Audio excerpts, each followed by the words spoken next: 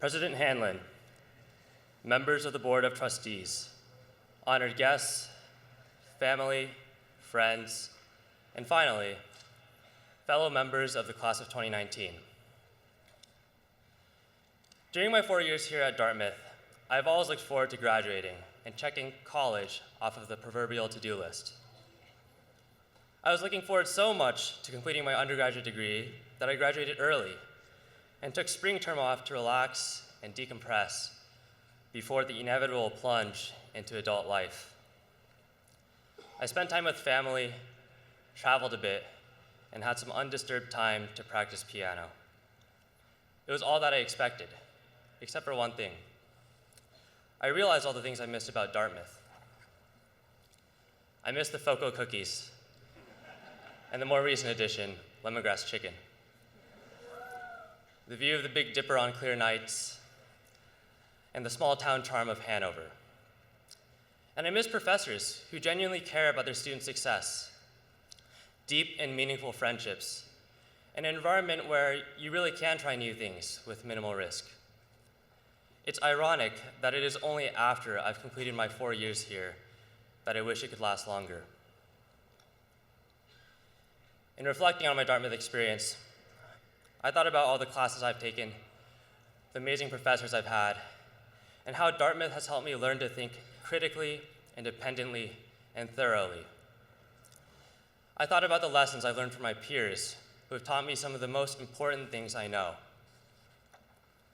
I'll share one of these lessons today, not because I think it's some magic key to success or because I'm certain it's true, but because I found it to be particularly meaningful. Actually, it would be more appropriate to call it a working hypothesis. I'm not going to pretend that I have everything figured out or any special wisdom to impart here. The hypothesis is the following. No matter how well you think you know yourself, there is probably much more that you do not know. And you might not like the things you don't know about yourself, should you discover them. A while back, I was having a conversation with a close friend, and out of the blue, he told me he thought I avoided disagreement excessively. Although I admitted that I did tend to avoid disagreements, I didn't think there was much wrong with that. Disagreements tend to lead to arguments, which can lead to more serious conflicts, so why not try to avoid disagreements?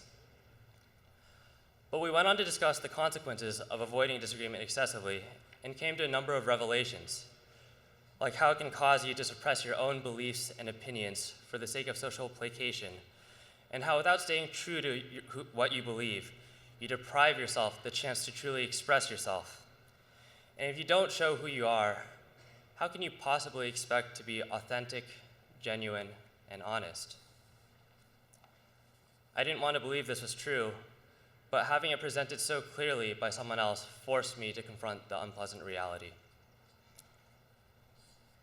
As high achievers at a prestigious institution, we are all used to being told, "Good job," for nearly everything we do, so it's tough when we are shown our flaws. However, each of these unpleasant revelations is accompanied by an opportunity for growth. I found that it takes courage to face my own flaws, and that it is almost always scary and terrifying, and quite frankly, some days, I just can't bring myself to face them. But so far, as far as I can tell, when I have been able to muster up the courage to do so, it has helped me grow as a person and strengthened my sense of self. So if you find something you don't like about yourself, don't be scared. Don't lose sight of the bigger picture.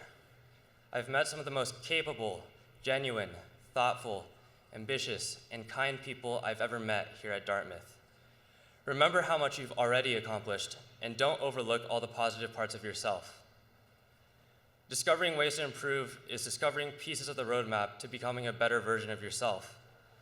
So when you find these precious pieces of the map, try to have the courage to embrace them and use them to guide you in becoming who you want to be. And if some days you just can't, that's fine. The important part is striving to do so as often as you can.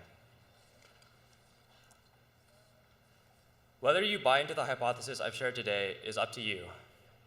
Dartmouth has taught us how to think rigorously and independently and you are more than capable of determining if this hypothesis is helpful to you or not.